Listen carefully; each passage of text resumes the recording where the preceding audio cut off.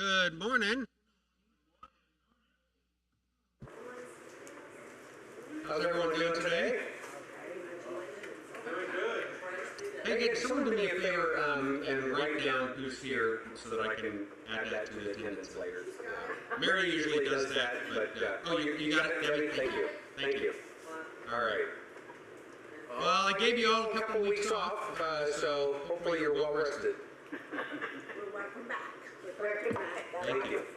While we were up in Missouri, I talked to this gentleman at Daniel's church, and he asked me if I knew the difference between Murphy's Law and Cole's Law. And I said, well, Murphy's Law is something you can go wrong and will go wrong with, but what's Cole's Law? He said, it's thinly sliced cabbage. Okay, we missed it. Say it again. No, you didn't miss. You didn't miss anything. Busy with coffee delivery, so. You missed nothing. Did you miss me? Yeah, we did miss you. Yeah. Pastor, the other day I was on a bus and I gave up my seat to a frail elderly woman. I thought I was being a gentleman. The next day I lost my job as a bus driver.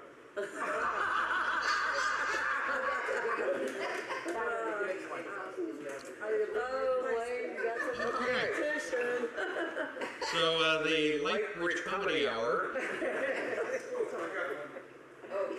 Oh boy. So Jesus was there and he's surrounded by mostly children, some elderly, some of the teachers, and he's speaking and the people are just enthralled with what he's having to say. And the children look up to him and they said, "Who are you that speaks this way?" And he said, "I'm the Son of God." And they said, "No way." And he said, "Yahweh."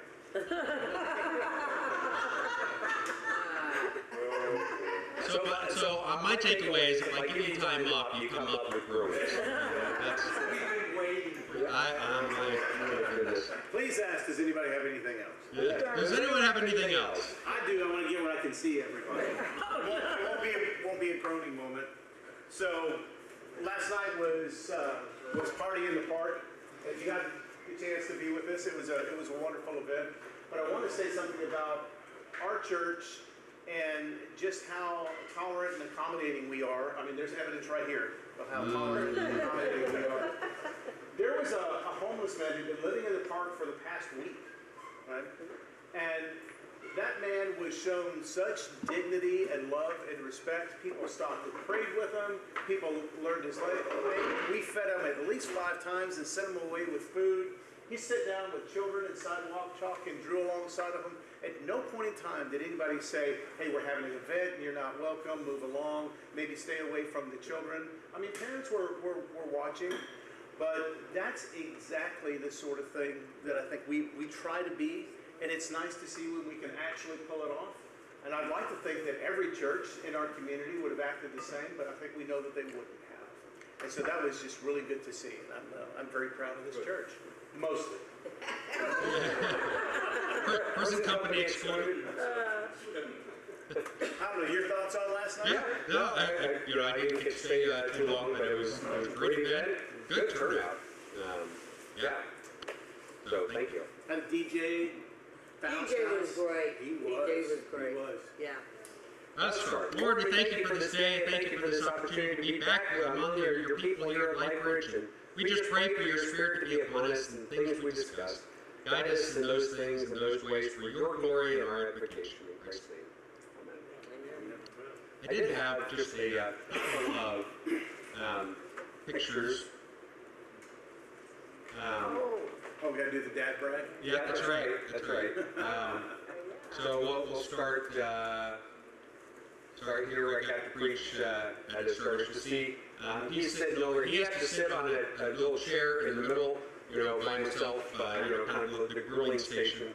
Inquisition chair. Yeah. And then we have a bunch of clergy going around him and laying on of hands, giving some blessings.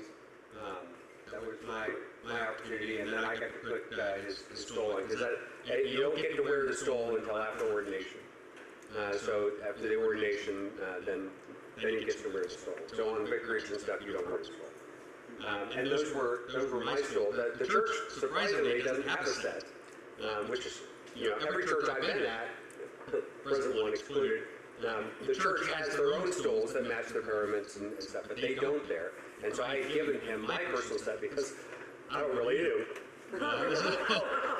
So that was my old stole that was given me 29 years ago. Wow. So who put the stole on that? I did. That's me. I did on him. And then after the ordination and the installation, then he does the remainder of the service, and then from then on. More of the same. These were some of the area pastors, and in my area, there's a kind of large area that came for this service. The gentleman who's right here was the official representative from the Missouri district, probably one of the vice presidents, I don't recall, and he does the official service.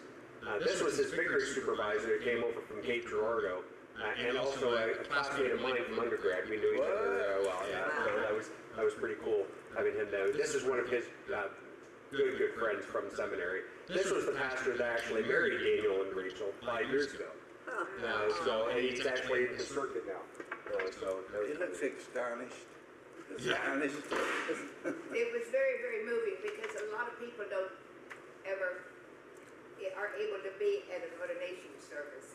And there were more pastors there in their robes than most times. Yeah, so you see, the stole that I'm wearing, since I gave him my personal, I actually have two other kind of travel ones that are kind of multicolored. So I have one that's kind of greenish and this one that's kind of reddish. So those are the only two I have left that I can take for ordinations and installations. And friends of ours made the stoles for Scott, but now he's passed on to them. That's pretty cool. Wait for you to pull out he stole the stole. Is that the place where he's going to be preaching? Yeah, that's his church. That's his church now. Now, I will say the cameras have some distortion flare in the middle. It's a problem with the cameras. I don't know what the issue is. Probably only on the left. Loosen that rope up a little bit. Yeah. And then this was last Sunday because, we're actually in the season after Pentecost, which is green. So that's why it's so green. So that was last Sunday. And then we left. We went to lunch with him after that and then started driving back right after that.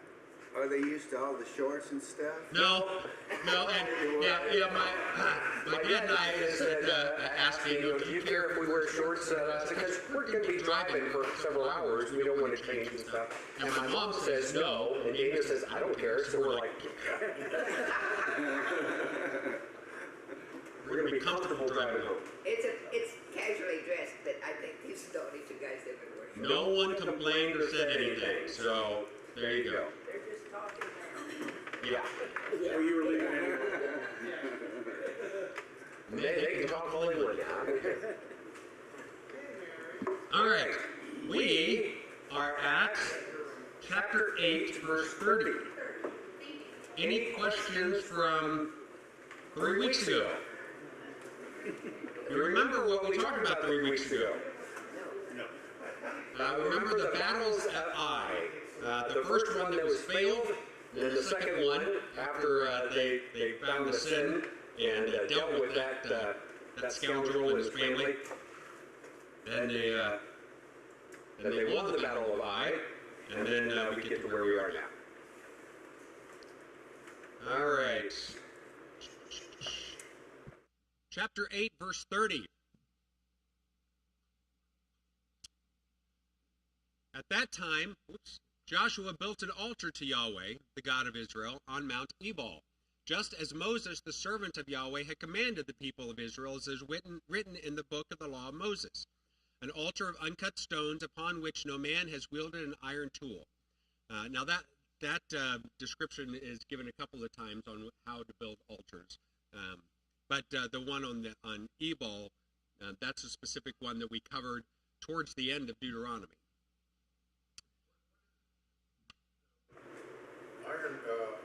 Iron instruments thing about is that bad? Yeah, it was the altars were to be of stones that were not hewn. They were natural stones, a holy altar in a holy place, so that they weren't. Well, I imagine if you cut stones, they'd be fairly easy to place. But if you're building an altar and you've got to have natural stones, you're going to have to select the stones, you're going to have to turn them and turn them and turn them until they fit.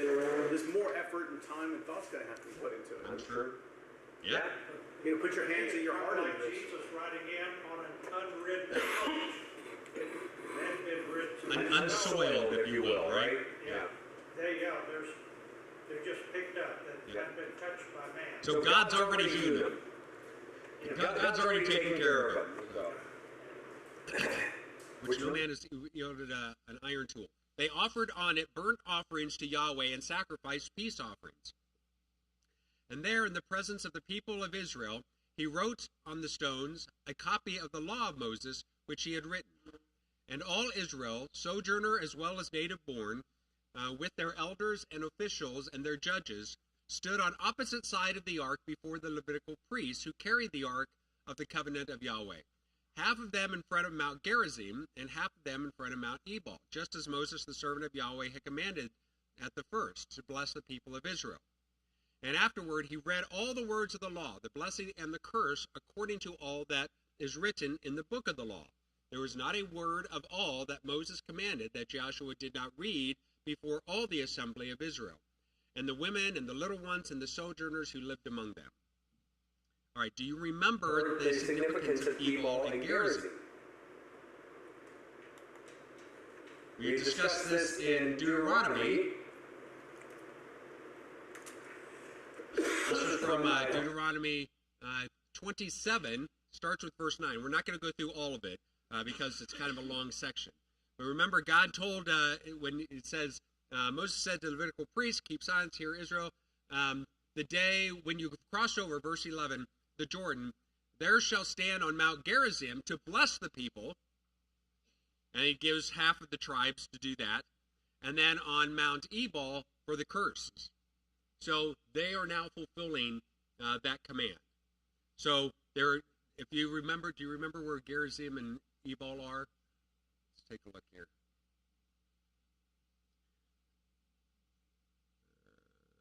Let's zoom in. They're going to be right up around here.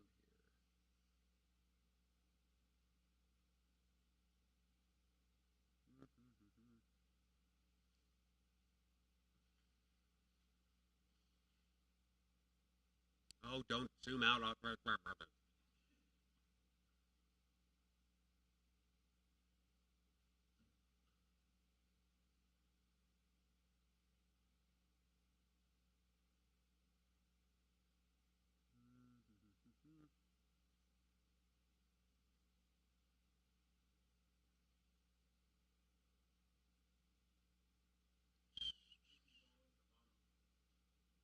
No, that's Ebez. There we go. There we go.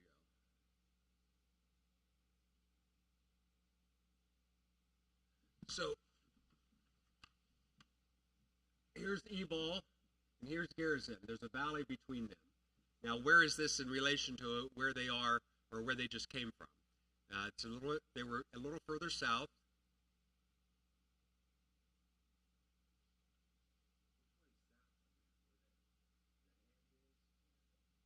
Down here. Okay, so down here is I am Bethel.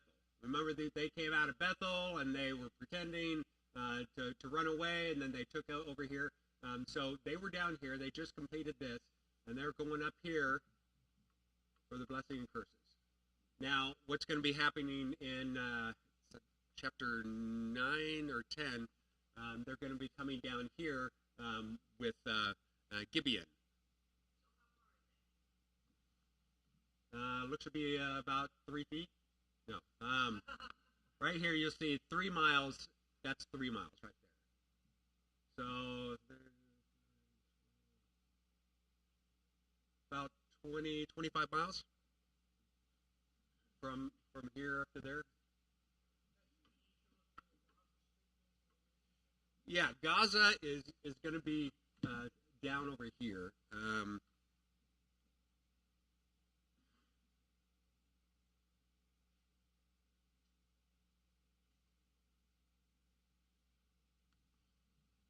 right here. So they're up here. It's down over here.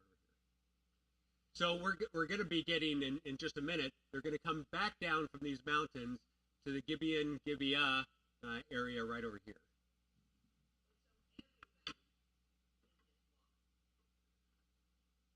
It says in front of all of Israel, so that would be my assumption.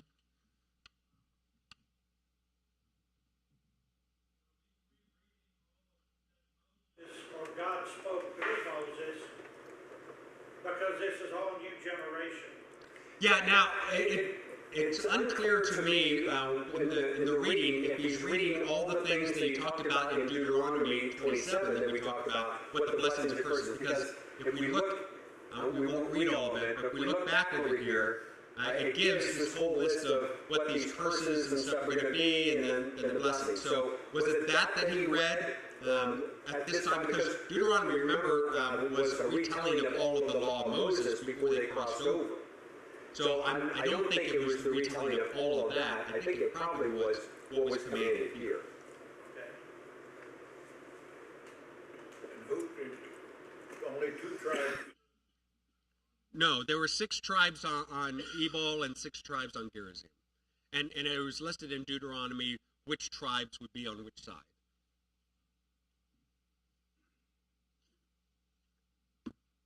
So why is it important that they do this?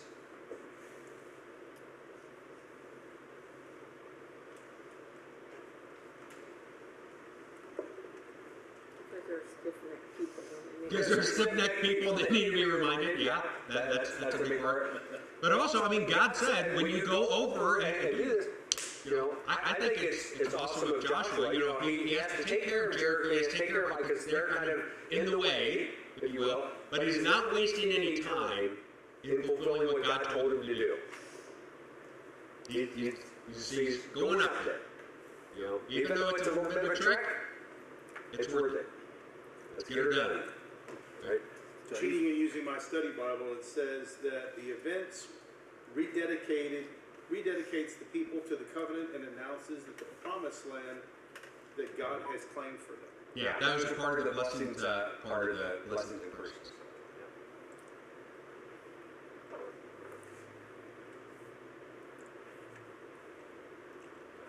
All right, any more on this part? Why did they mention the native born? In what verse? Well, yeah, let's see now. 32. They showed All of Israel, sojourner as well as native born. That would be my assumption, and I'm not reading from anything. Those who they overtook and became servants. But there's going to be a lot more servants to come here. Servants, is that the politically correct term we're going to use? No, servants is a completely. We tend to get into some weeds where we talk between slaves and servants, indentured servants, and whatever. But they both have a place. Yeah, I guess it's whether you're free to go or not. Well, okay, fair enough. But slaves or servants, whatever term you're going to use, they had legal protections too. It's not like you couldn't treat them in any way that you want. There were legal protections for servants. I mean, I think it's fair to call it that, but just don't do the revisionist history where we look at it through today's lenses for back then, because that was not only a common practice, it was the practice. Fair enough. Yeah. But would that kind of refer to Rahab and all of her family? That's a very good question, because Rahab certainly married within Israel and seemed to have status of her own that came. Whether or not that applied to the rest of her family, that's a good question. I don't know. Because they were of another tribe. Right. And they, were spared out of Jericho. Right. Right. Yeah, they can't. Yeah. All right, anything more on Joshua and renewing the covenant before we get to chapter 9? All right. The Gibeonite deception. There are probably some of the rest of it. I don't know, does anyone else's Bible label this section differently? failure with the Gibeonites? Anyone else? Guile, give you an The guile. Oh, that's a good one. Guile of the Gibeon. Okay. All right. Well, before we get into this, if you're these nations, if you are one of these other cities that's near Ai and in Jericho, and you know what is in store, what are your options? Get together with your neighbors and form a. Get together with your neighbors, and that's, many of them take that option and fight, right? What are their other options? come before them with the white flag and say, we'd like to make peace with y'all. Try to surrender, try to make it a covenant or something. Of course, God said, don't do that. But yeah, you can do that. What your third option? Run. Right. Yeah. Those are the three options. We see two of those options taking place here. The Gibeonites are going to choose one of those options, and some of the other cities in the area are going to choose another option. All right, so Gibeonite deception. As soon as the kings who were beyond the Jordan in the hill country and in the lowland along the coast of the Great Sea towards Lebanon, the Hittites, the Amorites, the Canaanites, the Perizzites, the Hivites, and the Jebusites heard of this. They gathered together as one to fight against Joshua and Israel. Okay, so that tells you one option by several, and that is form an alliance and try to fight. And he's talking that's going to be the structure. We're not going to cover that group right now. They're going to come later. And then it's going to get into the second group and option, what they chose. It's going to cover that and then come back to that first one. Before we get to that, there are whole things on who all of these clans and groups are: Canaanites, Amazite, Perizzites, Hivites, Jebusites, and where they were. And we won't get into some of those weeds, but there is a couple of things to know. Because we often hear Canaanites and we hear a lot about Amorites. Amorites were more of the group like where Og and Sihon that they destroyed before. It can be a term. Both of those terms can be narrow and broad, and broadly it can encompass those people in that area. Canaanite is also broad in a narrow term. In the narrow sense, it was a very specific set of people, and both of those ones I think came from Ham. From Shem, Ham, and Japheth, from Ham's line. But Canaanite can also be a broad term for all of the people who lived in the land that they're about to take over. So it can be, and most of the time, I think when we hear about that, go into the land of Canaan and the people of Canaan, it's talking in the broad sense. So that could include some of these others. The Hittites are the Hittites. They had their own full kingdom that was up north of the area, and that kingdom was very, very powerful for quite some time. But some of those people obviously had migrated down during this time. Okay. Verse 3.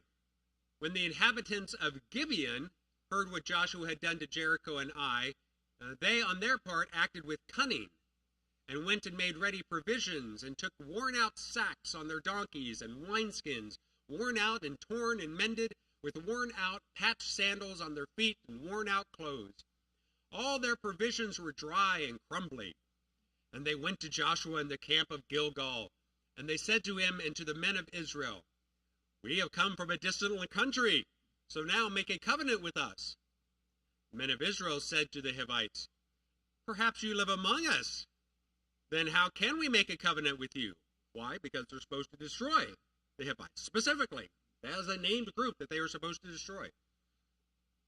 And they said to Joshua, We are your servants. Joshua said to them, Who are you? Where do you come from? They said to him, From a very distant country your servants have come, because of the name of Yahweh your God.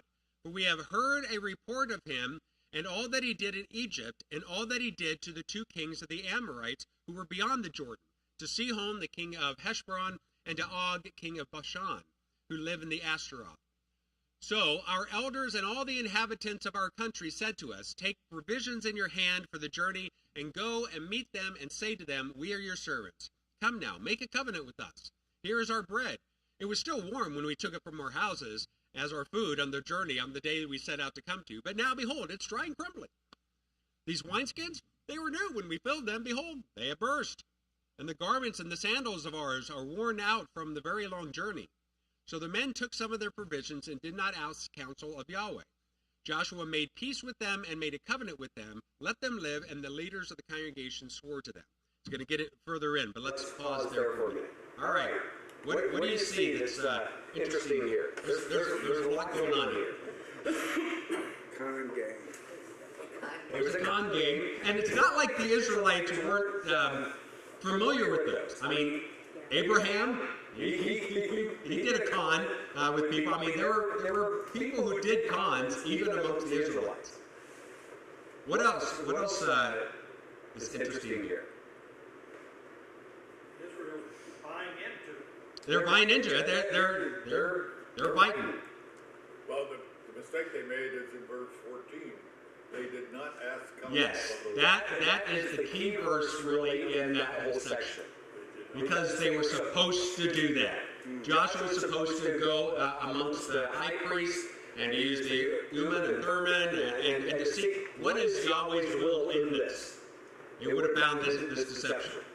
You didn't do that. And it places them in quite a quandary. And we'll get to what that quandary was in a minute. What else?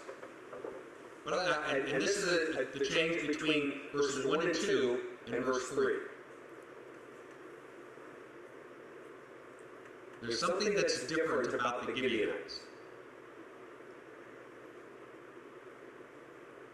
In verse 1 and 2, who are the people who are being discussed? So it's talking about the kings of these groups. These kings of these different groups got together and they said, hey, let's join together. You don't see a king here in Gibeon. They seem to have a council or of elders or something, because that part is probably true, that they say. Our elders have said. So were they from the east side of the Jordan? No. They were of that area.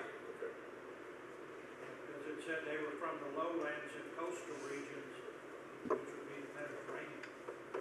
Yeah. What else? There's an interesting thing when they first approached. They said, we are from a distant country, right? Then when pressed on it, they said, from a very distant country. They never name it. Should that not have raised some red flags? Why don't you just tell me the name? Tell me where you're from. They don't even do that. And it doesn't raise any flags.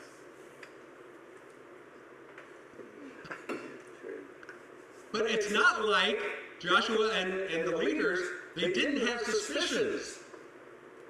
They said, how should we know? I mean, they seem to want to try to do some due diligence. Well, no, I mean, they put him through some rigorous testing. Where are you from? Yeah. Country. Yeah, right, exactly. Very. Oh, okay.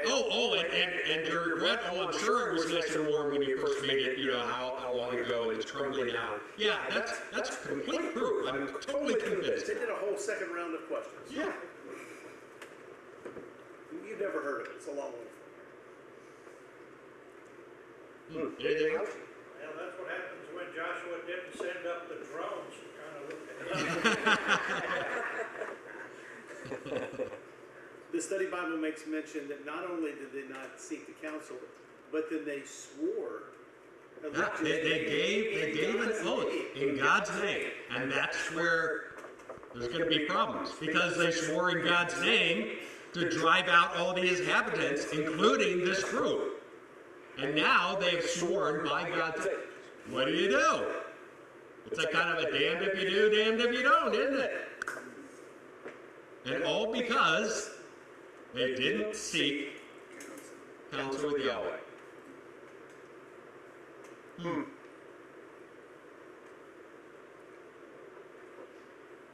Joshua made peace with them and made a covenant with them to let them live, and the leaders of the congregation swore to them. So in many aspects like that, it is kind of like a, kind of what Ray had, right? That making a covenant. But there's another interesting aspect of this covenant. What did Joshua and Israel have to gain from this alliance? More servants. Nothing. Well, more servants. Well, I mean, they said we are your servants and stuff, but they don't put them to servitude actually until later. So Joshua was just kind of acting on his own and kind of said, I got this guy. Yeah, in essence, there is some of that. But I mean, it's not like this group is going to come to their aid in the fighting of the rest of the group. I mean, they're wanderers with crumbly food. What are they going to do? But what they've effectively done is let enemy scouts into their camp. Yeah, potentially. It doesn't turn out that way, but that's potentially, yeah. Yeah. All right, 16. Excuse me. At the end of 3 days after they had made a covenant with them, they heard that they were their neighbors, and they lived among them. Uh-oh. And the people of Israel set out and reached their cities on the third day. Now, their cities were Gibeon, Shephirah, Beroth, and Kiriath Jearim. So it wasn't just one city that this covenant, and now, they're like, oh, this is a bigger deal. But the people of Israel did not attack them because the leaders of the congregation had sworn to them by Yahweh, the God of Israel. Then all the congregation murmured against the leaders. But the leaders said to the congregation, we have sworn to them by Yahweh, the God of Israel, and now we may not touch them. This we will do to them. Let them live, lest wrath be upon us, because of the oath that he swore to them. And the leaders said to them, let them live. So they became cutters of wood and drawers of water for all the congregation, just as the leaders had said to them.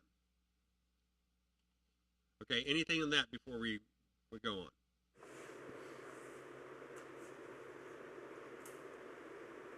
We have given them our oath by the Lord. Yeah, they've given them protection. They've entered into a treaty, a covenant.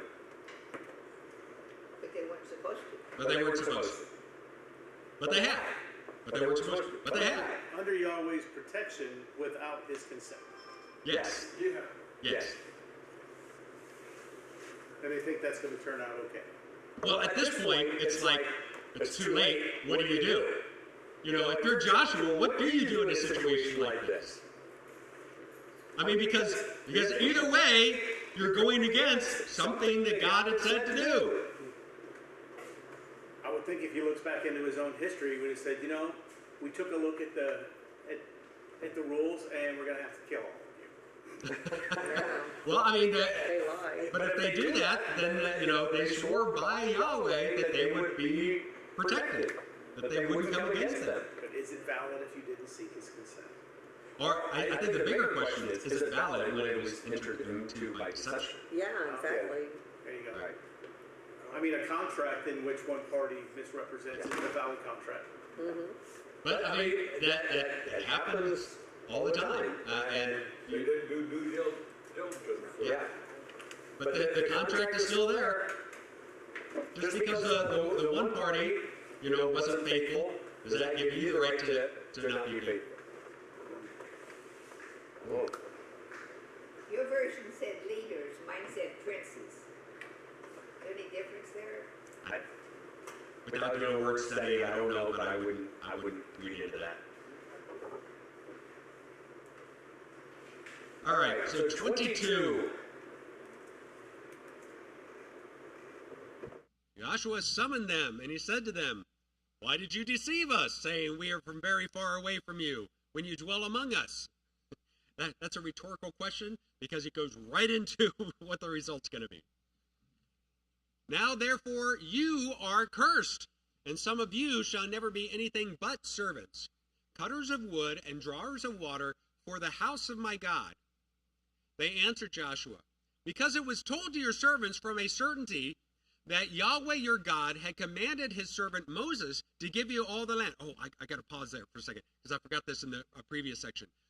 When they came with their deceit, you remember what they said, not just the crumbling and stuff. We heard about what God did Oh, yeah. in Egypt. They didn't mention anything about Jericho or Ai. That was very smart of them, because if they had, they would have played their hand. Like, you're really from around here. You know what's going on. Yeah. But they didn't do that. Okay. Yeah. They answered, because there's told, the servants of Yahweh had commanded his servant Moses to give you all the land and to destroy all the inhabitants of the land from before you. So we feared greatly for our lives because of you and did this thing. Now, behold, we are in your hand.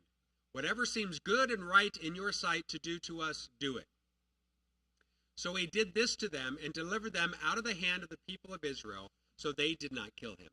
But Joshua made them that day cutters of wood and drawers of water for the congregation and for the altar of Yahweh, to this day in the place that he should choose. Okay, what do you see there? Very interesting. Consequences. Yes, but what are those consequences? They weren't killed. Well, sure. And that they were told what to do. They were told what to do. And what was it that they were to do? Cut wood and carry water for Okay. the assembly. For the tabernacle, and what would become the temple, at the place that he would choose. Now think about that. It was menial hard work, but it was work in the service of Yahweh and the temple. But the temple comes a lot later. Yeah, in this case, the tabernacle. Now, think on that. That their punishment, their curse, is to be in service of Yahweh. So, what does that do? That does a couple of things here. The one, Does it negate the fact that they didn't seek his counsel up front? no, I don't think it's as much that. Amends for that? I don't think it's as much that. But what is one of the dangers of not destroying the people in the land? But they would be an influence. That they would be an influence. It's harder to be an influence for your God if you're in the service of Their God. Yahweh. And this curse allows them to hear about the true God. I mean, it seems to me, it doesn't say this here, but it seems to me there's some blessing in this curse.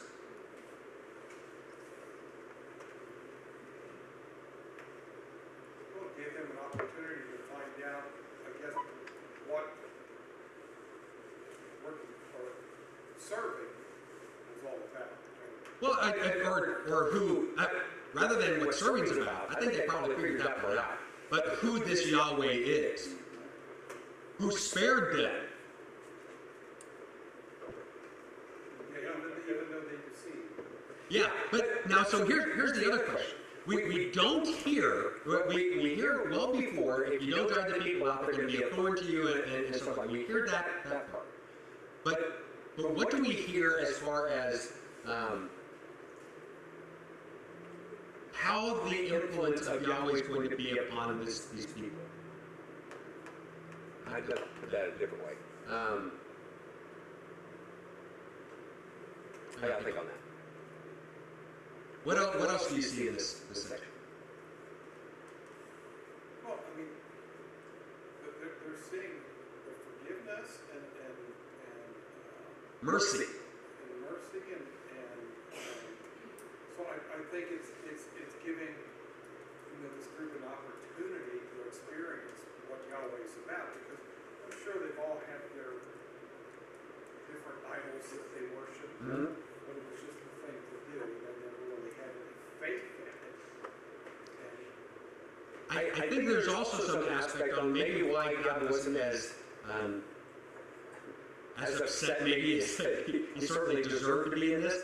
Because when the Gibeonites, when they came, even though they were deceitful, what is the words that they used? Because we heard of this Yahweh your God. I mean, there is, it's not a full confession, but there's some confession there. there's some acknowledgement of who Yahweh is as opposed to all these other gods that they're coming in to defeat. Fear of the Lord. Yeah. Heard and seen Yahweh in action, I mean, And they humble themselves. They say, "We are your servants." Even here, after their deception comes to light, they're not, "Hey, yeah, we got you. You already made the covenant." They're like, "Look, we were afraid. We did this, but even so, do to us what you feel is right." Right? I mean, there is an aspect of humility that is certainly missing in some of the other the groups that they're going to come against. But what Joshua is commanding them to do, they're already doing. This is already their trade, their skill set, their ability. So they didn't have to learn a new trade. Well, I doubt that all of them were cutters of wood and drawers of water. But it seems like that, because that's what it talks about on more than one occasion.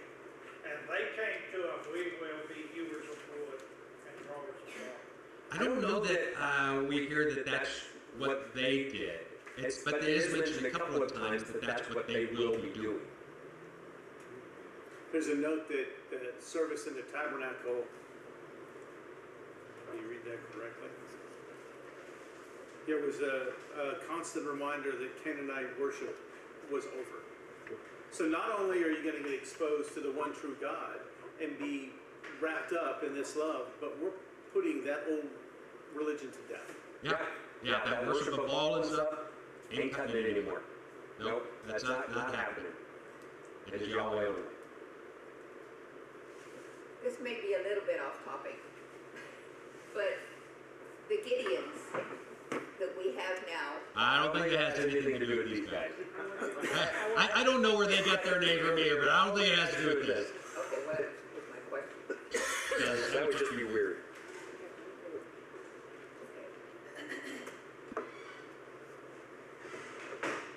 Anything else in this section?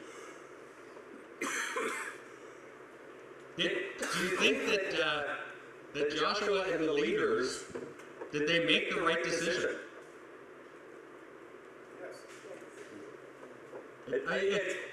That's a hard one to answer, because obviously we don't know what the result if they went the other way would be. Yeah, Mary? Is it significant that it says in the place that he should choose? No, that's going to be the verbiage that's used up until God chooses Jerusalem as his home. And he hasn't done that yet. They haven't gotten that far in the conquest. So they were not in with the other kings that were going to make war Correct. against Israel. They were separate. They were separate, yeah. And it doesn't say anything that Gibeon, that these folks, these Hivites, that they didn't have a king.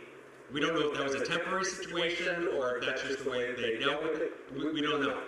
But, yeah, Mary? The Hivites are mentioned back in verse 1. And then it says that's what these guys are. Yep. So they may have had a king. So the Gibeonites were Hivites. That was their lineage. Yeah. Paul, do you have something? Yeah, it was just the fact that they have heard of Yahweh and his power, his strength, and what he can do, and then they're like, well, do with this what you will. Yeah, because it's going to be better than being slaughtered. Right. Right. Yeah, and so, but then they were shown the other side of the power of Yahweh, like you said, the mercy that they showed. Yeah. And so that would, to me, that would just reinforce going forward that they're doing the right thing. Yeah. And besides that, true that someone can come into your camp and destroy you from within. But I think that they were genuinely looking for peace. I don't know that they were genuinely looking for peace. I think they were genuinely looking for survival. Yes, because in verse 24, they're saying, Moses told y'all to take all the inhabitants of the, wipe them out. Yeah. So they're pretty smart. They were very cunning. They were very shrewd in this. I can't fault the Gibeonites for this. I mean, because like I said, you have three options. try to band together and try to fight, that's going to be futile. Try to make an alliance, which God said don't do, but it's worth a shot, or run away. Well, it doesn't say how many people are in each of these different nations. Yeah, it doesn't. And how Yeah. many they are.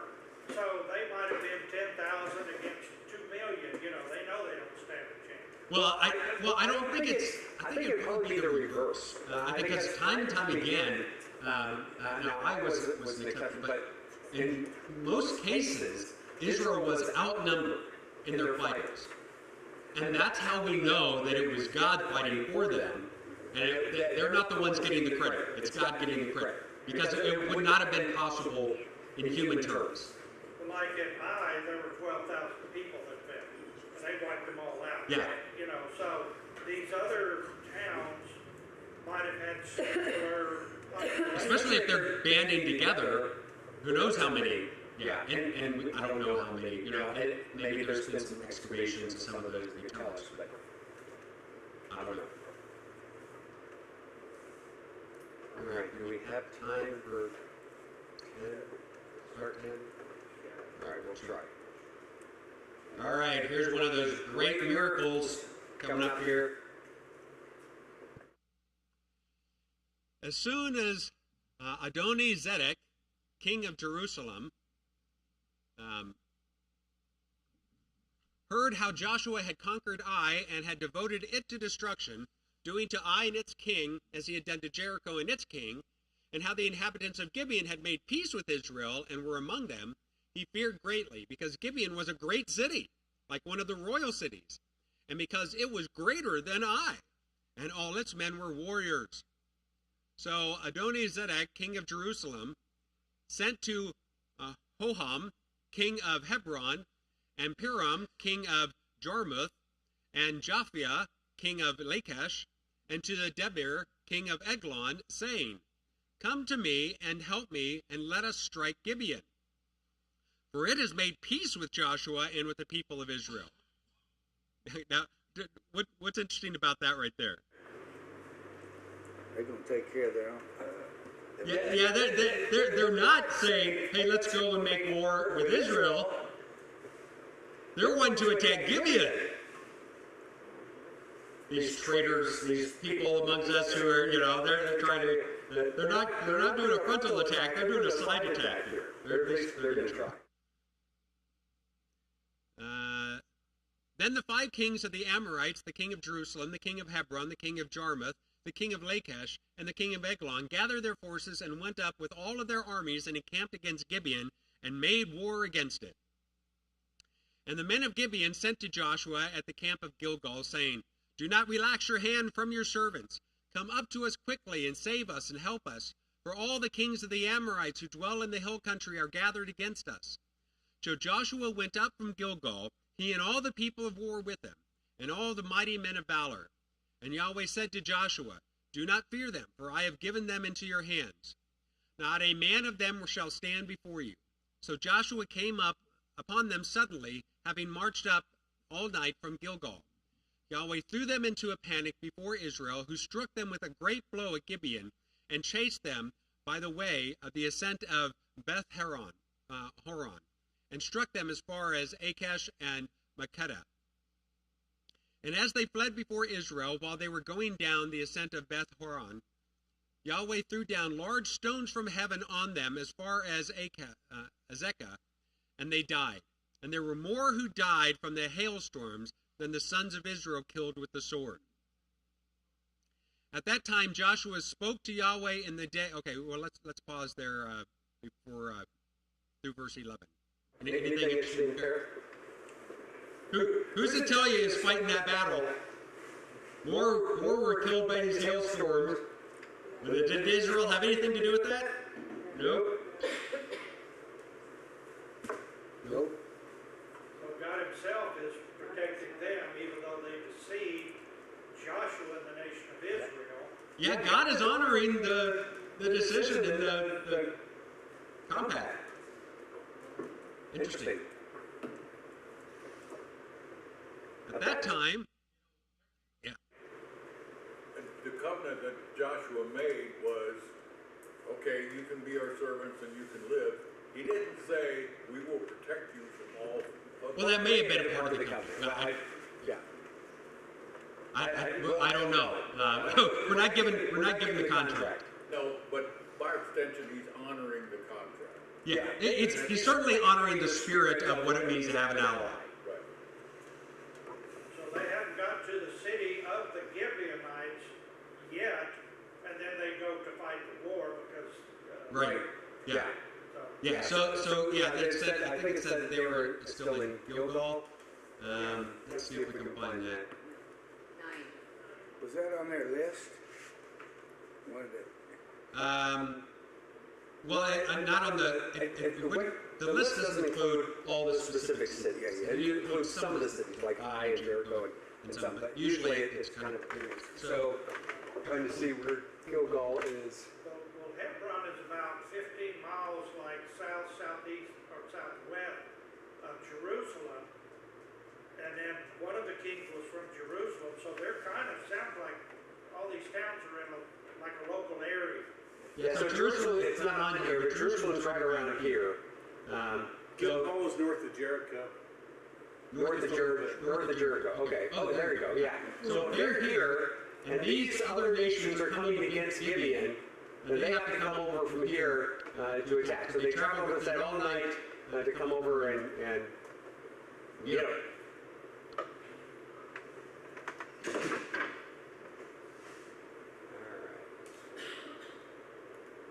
All right. At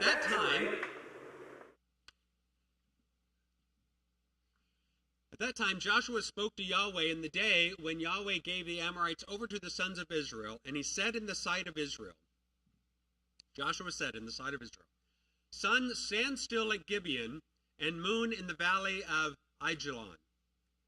And the sun stood still, and the moon stopped, until the nations took vengeance on their enemies. Is it not written in the book of Jashar? That's not, we don't have that. I haven't seen that anywhere. The sun stopped in the midst of the heaven and did not to set for about a whole day. There had been no day like it before or since, when Yahweh heeded the voice of a man, for Yahweh fought for Israel. So Joshua returned, and all Israel with him, to the camp at Gilgal.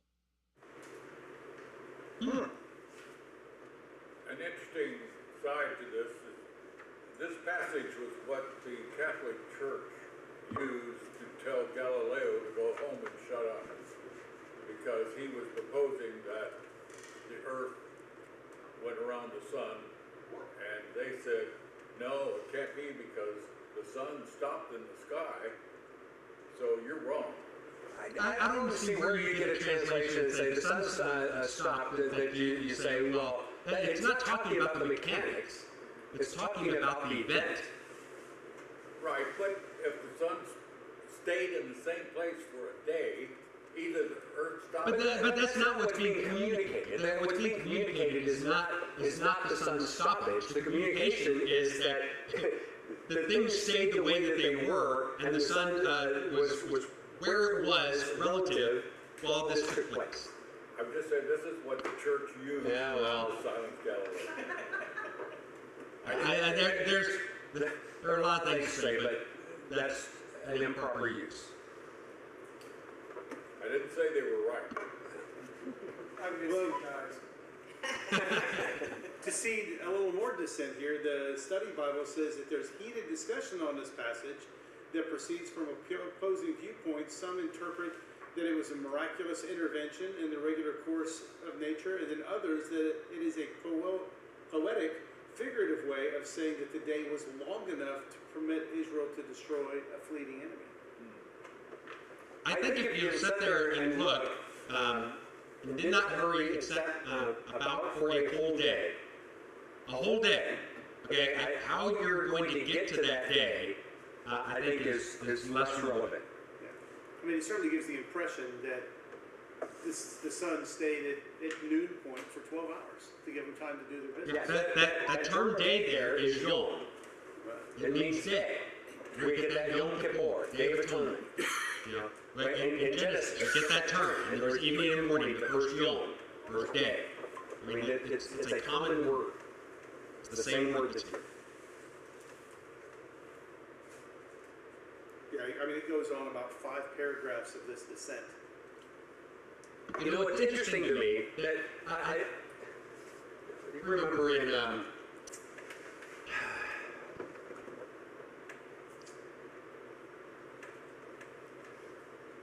in Star Wars, Oh, here we go. Oh, that'll settle. when Luke goes to the island to Dagobah, where Yoda is, and his X-wing has fallen into the swamp, and he's being trained by Yoda to use the Force. And Yoda tells him to get his X-wing out. And he tries, it starts moving, and then it falls. He says it's just too big. And then Yoda gets it out. Says, it doesn't have to do with size. That's not the point. But I think some Christians, here's where I tie it together. Some Christians sit there and we can easily grasp the small miracles. But we tend to argue when there's big miracles involved. And we try to explain away, we try to poeticize or whatever, all the things to try to explain away. I mean, like, God healing a leper. Okay, I can take that.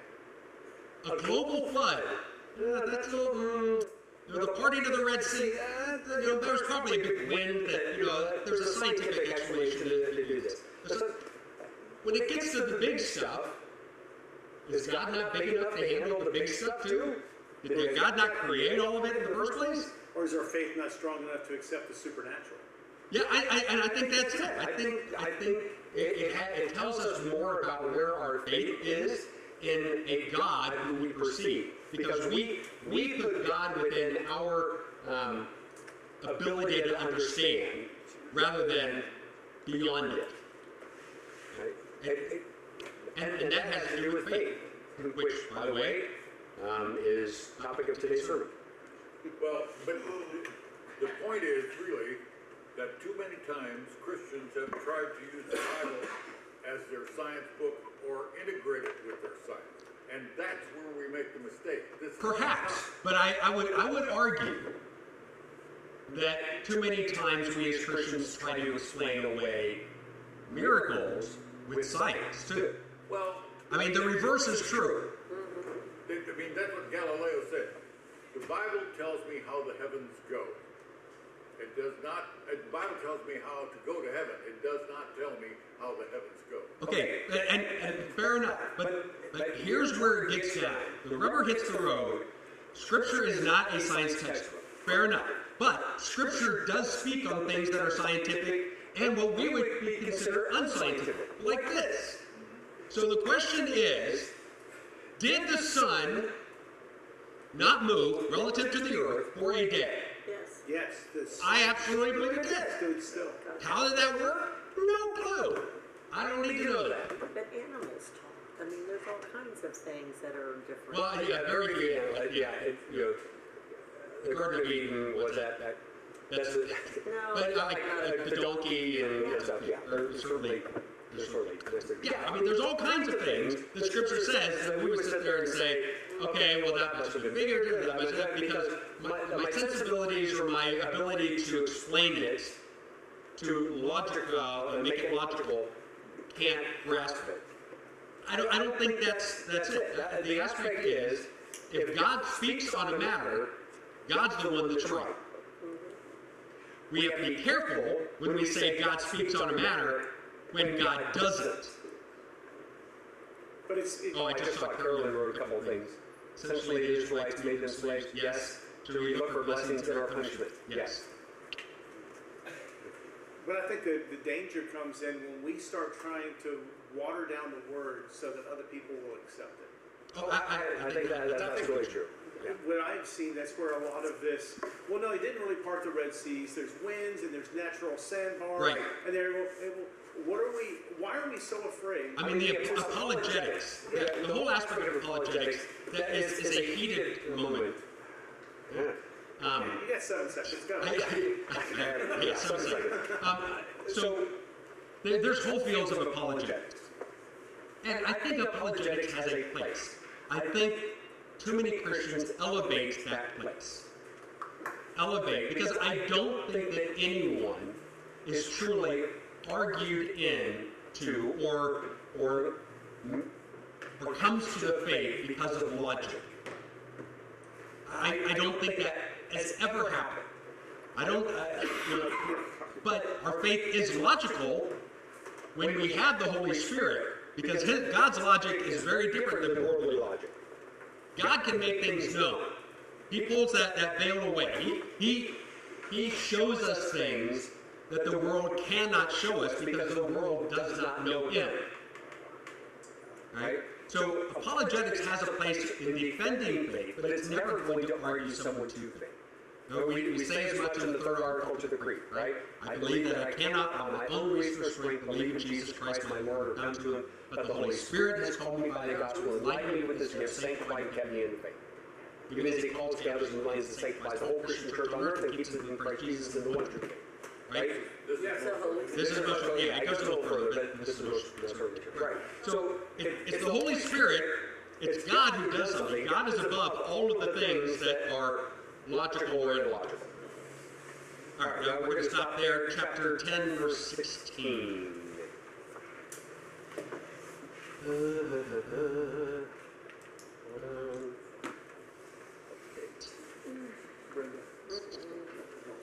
All right, let's go with the benediction. Lord bless you and keep you. The Lord make His face shine on you and be gracious to you. Lord look upon you with favor and give you His peace. Amen. God bless. Have a good week.